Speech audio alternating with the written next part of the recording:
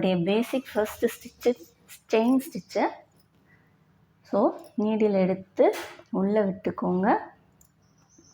வெளியே எடுத்துட்டு கீழே இருக்கிறத நீங்கள் இப்போ இந்த லைனை தான் பிடிச்சிக்கணும். எக்ஸ்ட்ரா இப்படி வருதுல்ல, இதெல்லாம் நீங்கள் பிடிச்சிக்கணும். ஸோ அதை கொஞ்சம் டைட்டாக பிடிச்சிக்கோங்க ஹோல்ட் பண்ணி.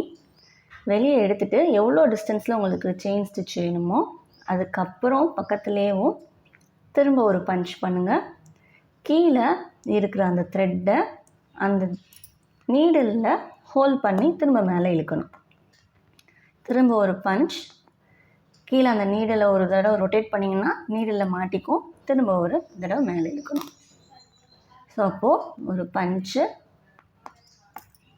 கீழே பார்த்தீங்கன்னா தெரியும் நம்மளுடைய இந்த இருக்கலாம், இதில் இப்படி ரொட்டேட் பண்ணிவிட்டு அதை வெளியே எடுக்கணும். ஸோ அதே மாதிரி தான் இந்த ப்ராசஸ் கண்டினியூஸாக நீங்கள் பண்ணிங்கன்னா உங்களுக்கு செயின் ஸ்டிச் கிடச்சிரும். ஸோ ஒரு பஞ்ச் கீழே இருக்க ஒரு ஹேண்டில் என்ன பண்ணணும் அப்படின்னா அந்த த்ரெட்டை இப்படி ஒரு ரொட்டேட் பண்ணிங்கன்னா உங்களுடைய நீடில் மாட்டிடும். ஸோ அந்த நீடில் மாட்டிட்டு திரும்ப மேலே எடுக்கணும். இதே மாதிரி தான் chain stitch. So first distance தள்ளி தள்ளி கூட போட்டு பழகிக்கோங்க. ஸோ இப்போ ஒரு க்ளோஸ் வியூவில் பார்த்துக்கோங்க. உங்களுடைய த்ரெட்டை நான் கீழே இங்கே ஹோல்ட் பண்ணியிருக்கேன். ஸோ இங்கே பார்த்திங்கன்னா தெரியும்.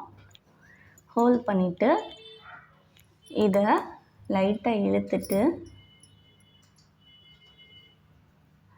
இப்போ உள்ள அதை நம்ம பஞ்ச் பண்ண போகிறோம். ஸோ உங்களுடைய நீடில் இப்படி ஸ்லாண்டிங்கெல்லாம் இருக்கக்கூடாது, ஸ்ட்ரைட்டாக தான் இருக்கணும். நான் இப்படி ஸ்லாண்டிங்காக பிடிச்சிருக்கனால அதை பார்க்க ஸ்லாண்டிங்காக தெரியுது. உங்களுக்கு எவ்வளோ டிஸ்டன்ஸில் நெக்ஸ்ட்டு பஞ்ச் பண்ண போகிறீங்களோ அந்த இடத்துல பஞ்ச் பண்ணிட்டு கீழே உள்ள இதில் ரொட்டேட் பண்ணணும். ரொட்டேட் பண்ணிட்டு மேலே இழுத்துடணும்.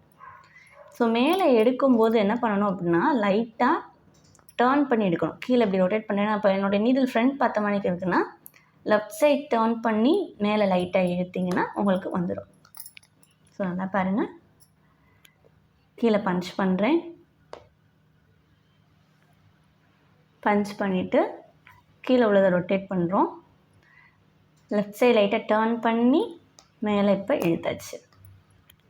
ஸோ அதே மாதிரி தான் திரும்ப பஞ்ச் பண்ணுறோம். ரொட்டேட், லெஃப்ட் சைட் டர்ன் பண்ணி மேலே இழுத்துடணும். அகைன் பஞ்ச் பண்ணுங்கள். ரொட்டேட், லெஃப்ட் சைட் டர்ன் பண்ணி மேலே எடுத்துக்கலாம். ஸோ இவ்வளோ தான். ஸோ இதுதான் உங்களுடைய செயின் ஸ்டிச் போடுற மெத்தட்.